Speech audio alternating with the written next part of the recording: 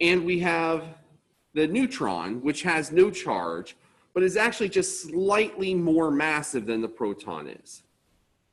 Now, the role of the proton and the role of the neutron will become more and more apparent as we talk about things. Protons are largely associated with the overall characteristics, how many electrons there are, what kinds of physical and chemical properties we see. Neutrons actually are there mostly for stability purposes, keeping the atom stable and unreactive in terms of its radioactivity.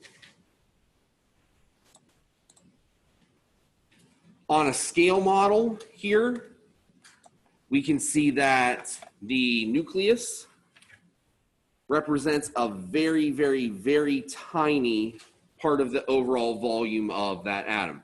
The majority of the volume of an atom comes in the electron cloud that surrounds those nuclei.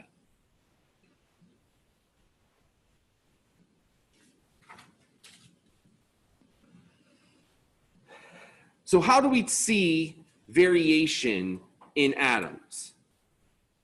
Well, we know that the nucleus contains protons and neutrons together at the same time.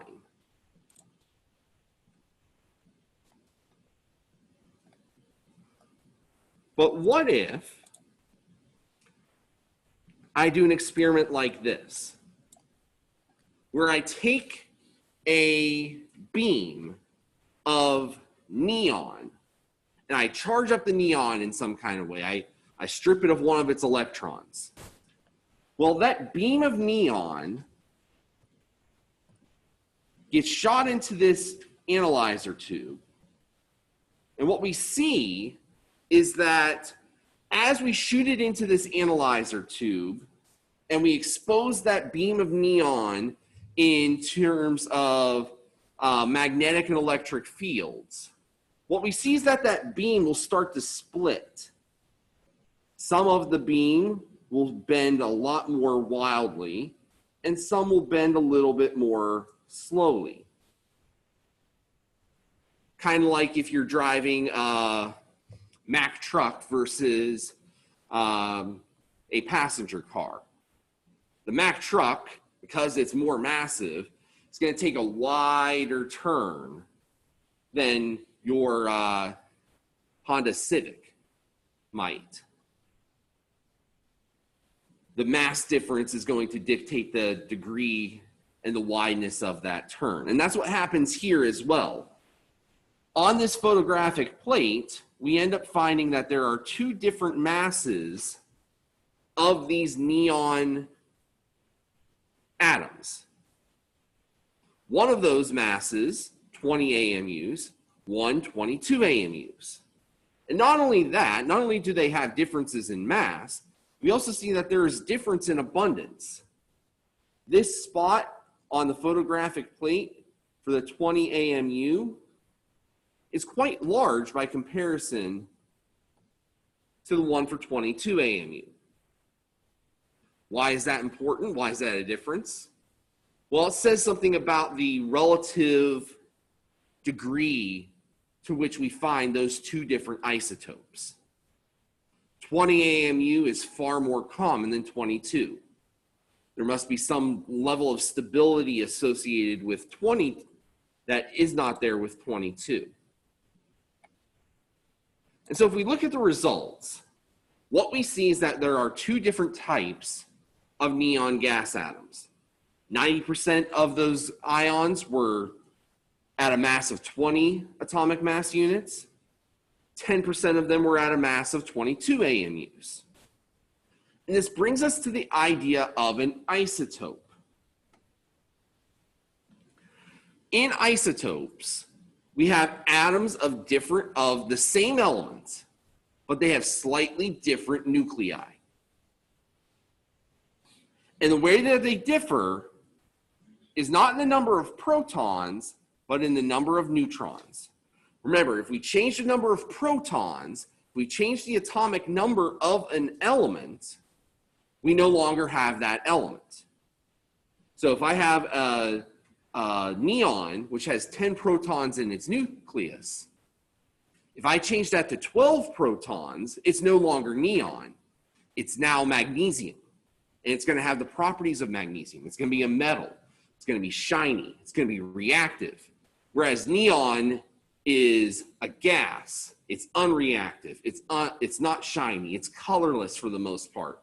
The only way we see any color with it is if we energize it with light, and then we get, or with electricity, and we get neon light, which is a reddish kind of color. When we describe isotopes, we often refer to them as nuclides. A nuclide is simply a specific isotope of an element. And so in the cases of these, nuclides, isotopes, are usually referred to by their mass numbers. We would call this particular isotope neon 20, and this one neon 22. And so when we're referring to those specific nuclides, that is how we would refer to them. Neon 20, neon 22, we're referring to them by what we would call their mass number, which is closely related to their actual masses.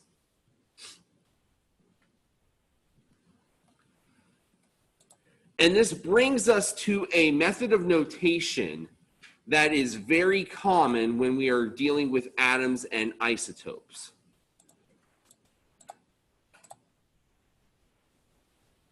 Number of different ways that we can refer to it. AZX notation is kind of the most common.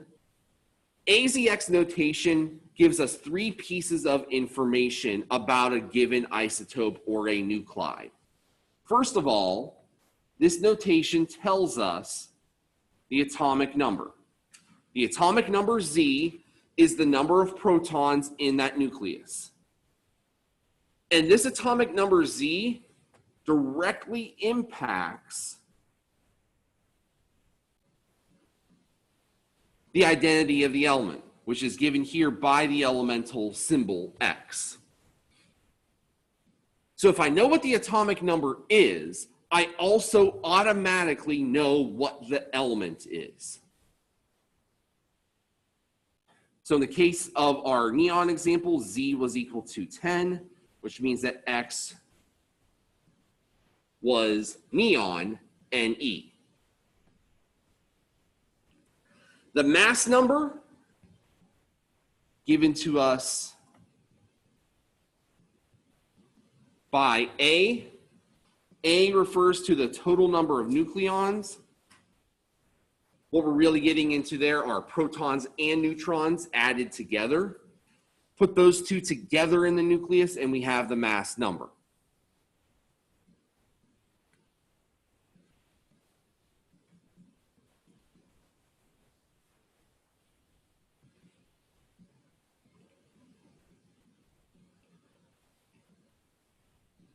Now, missing from this particular diagram, not always shown, but sometimes relevant, is the idea of charge.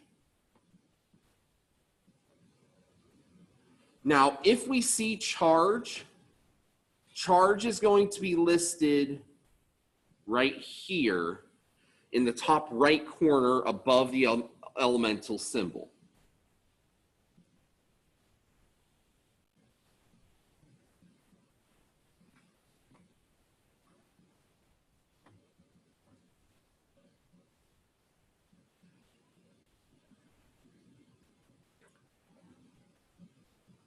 And the charge on a given isotope, a given atom, a given ion is equal to the number of protons minus the number of electrons.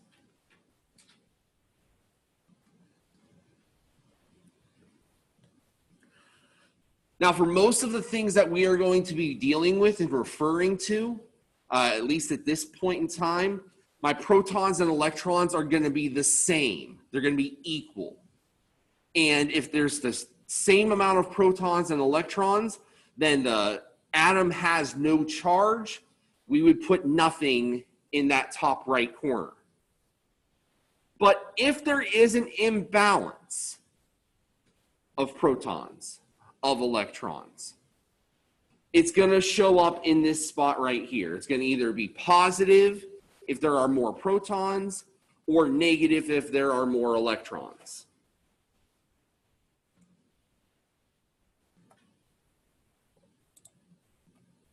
Right? Let's go ahead and do an example. Now, in this case, all three of these isotopes we can see have no charge on them.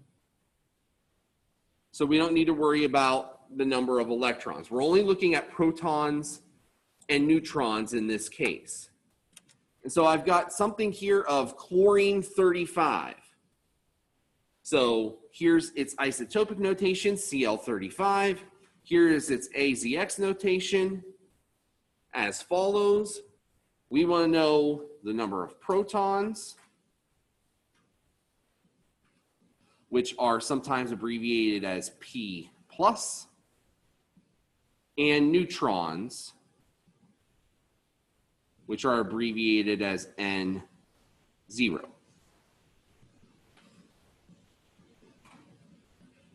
Number of protons come directly from the atomic number.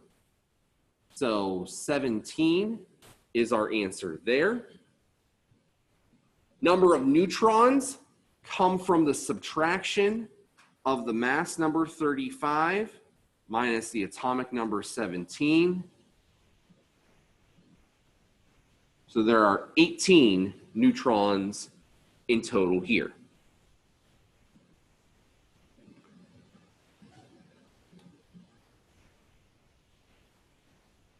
And we can follow a very similar process for the other two examples.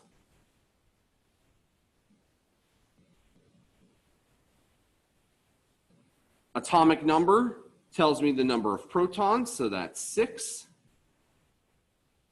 11 minus 6, mass number minus atomic number gives me 5, which is the number of neutrons.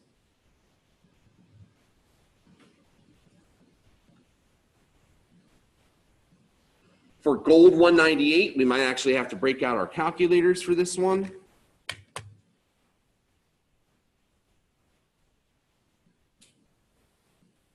Atomic number 79, that's my number of protons. For neutrons, 198, the mass number, minus 79, the atomic number.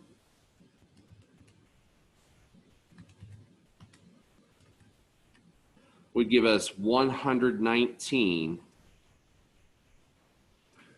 neutrons.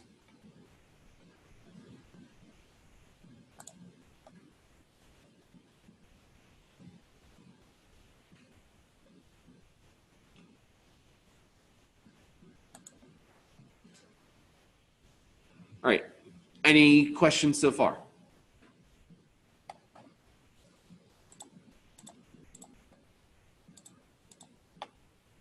All right, so I've got a table started here.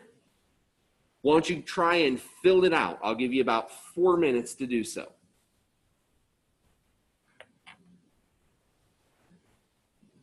So I've got 3 different nuclides. Use the information in the table to figure out the number of protons, neutrons, atomic number, and mass number.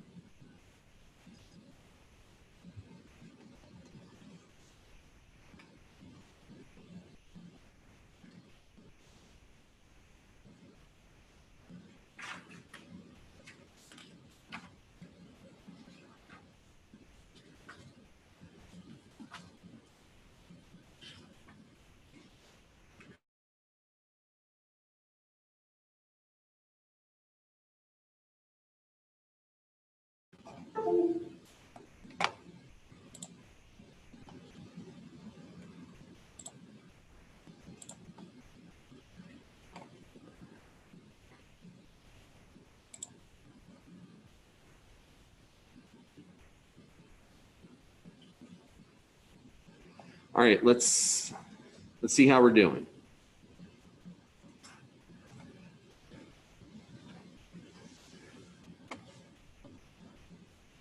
All right, so here we've got a symbol and we've got a number of neutrons. So the symbol should help us to dictate two things, kind of working in reverse.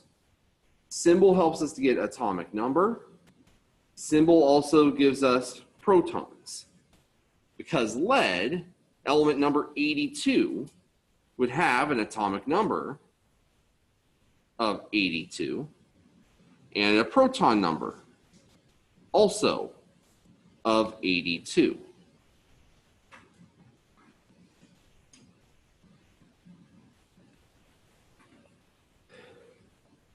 We're kind of working backwards here. I know the number of protons and the number of neutrons.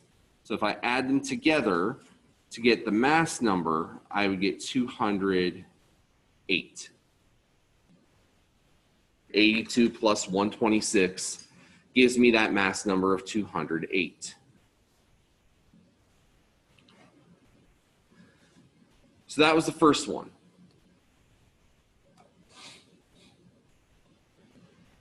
In our second one, very similar to the kind of problems that we were doing on the previous slide.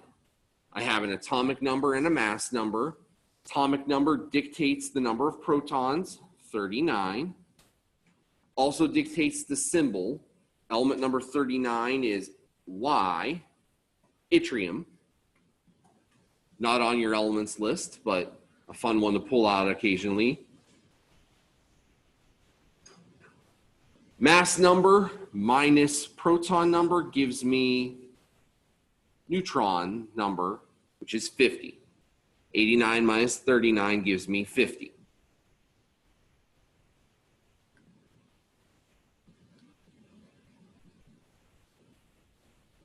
In the last one, we're kind of working backwards. I have a mass number and a neutron number.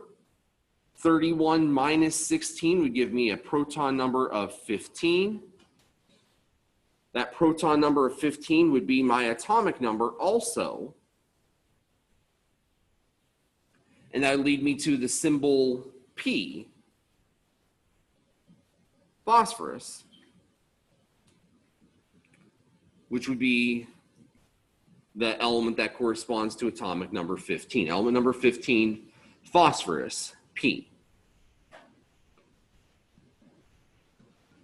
Any questions about these three examples here in this table?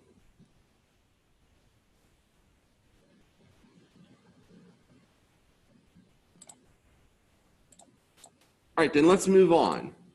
We're going to get now into section 3. Section 3 is all about ions.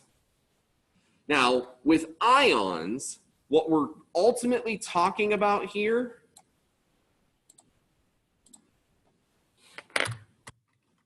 are charged particles. And so what I mentioned before on that AZX notation slide, now it's going to become relevant to us because now we're going to have substances, ions, elements that have positive and negative charge. And here's where that information ultimately comes in handy because we can look at this and start to answer those kinds of questions. A positive 1 charge, like what is being shown here, means we have 1 fewer electrons than proton. Since we're dealing with sodium, sodium is element number of 11. I have 11 protons. Since I have a charge of positive 1, that would mean I have 10 electrons,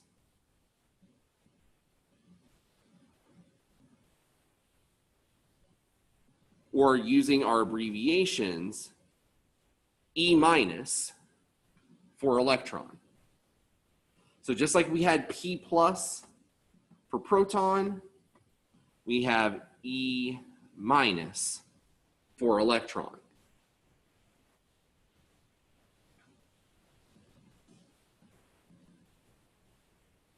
And again, going back to that idea that we had about charge, charge is equal to protons minus electrons, which in this case,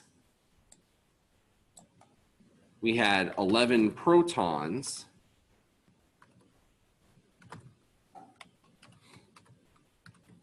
minus those 10 electrons, we would have a +1 charge. And that's where this +1 charge on the sodium ion comes from. It comes from the fact that there is one less electron than there were protons. If there were more electrons, then we would see a negative charge in that spot.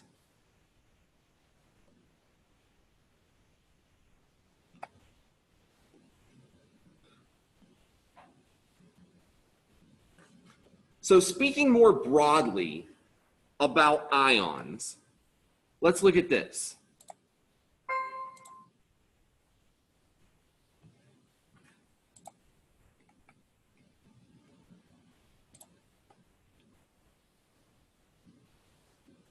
We can classify ions into two different groups based upon what the imbalance is. We know that ions are going to have an imbalance of charge.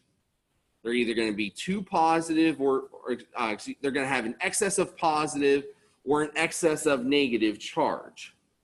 Which one they are depends upon what that balance or imbalance rather is. Cations. We call anything that has a positive charge a cation. Cations overall will have fewer electrons than their neutral atom counterparts. The example that we just saw with the sodium is an example of that. Sodium +1 has fewer electrons than the sodium atom did on its own. Sodium atom would have had 11 protons and 11 electrons. Sodium ion has 11 protons and 10 electrons. One fewer electron than protons.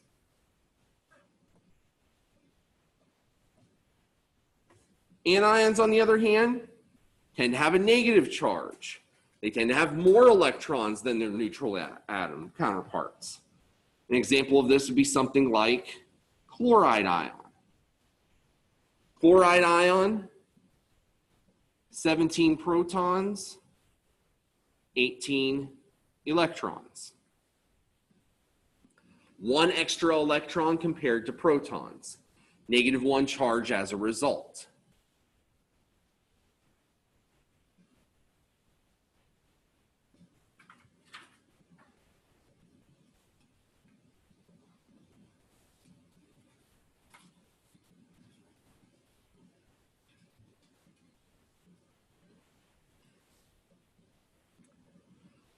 So let's apply this little bit of extra new knowledge to an example problem. Okay, Trent, to answer that particular question, yes. Ions can have different differences than just one. Positive and negative charges can actually go negative charges and positive charges, we usually see a range of about +3 to -3. That's about as high as they can go. There are exceptions to that. We can see, especially for positive charges, we can see positive charges all the way up to +7. However, outside of that range of +3 to -3, they do get a lot more rare. +1, -1, +2, -2. +3, -3, those tend to be the most common. Not saying that there aren't examples of others, but they do tend to be the most common. Let's take a look at one example here before we call it a day. Now, the first one here, we've already done the first two. Our first example had sodium ion in it. The example I just gave you on the previous slide had chloride ion in it. Let's look at these next two. For oxygen, now we know that oxygen is going to have 8 protons because of its atomic number. Its -2 charge means that it's going to have 2 more electrons. 8 + 2, we have 10 electrons overall.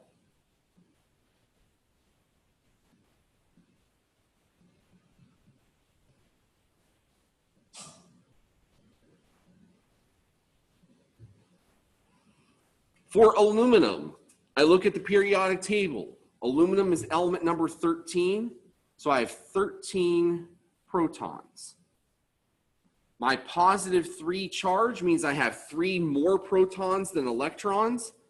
So 13 - 3, I'm going to have 10 electrons in that aluminum.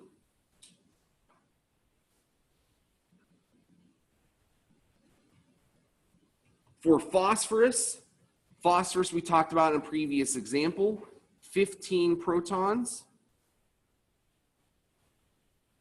The -3 charge means I have 3 extra electrons. 15 + 3 gives me 18 electrons overall.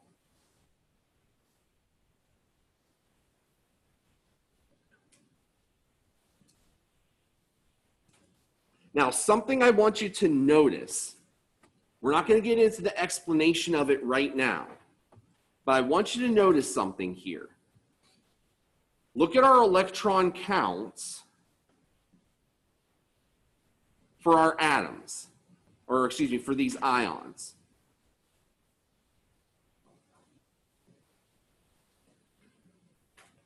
Some of these ions end up having 10 electrons on them. Some of these ions end up having 18 electrons on them. If you note that 10 electrons correspond to the same number of electrons in neon, and 18 electrons correspond to the number of electrons in argon, there is a method behind this.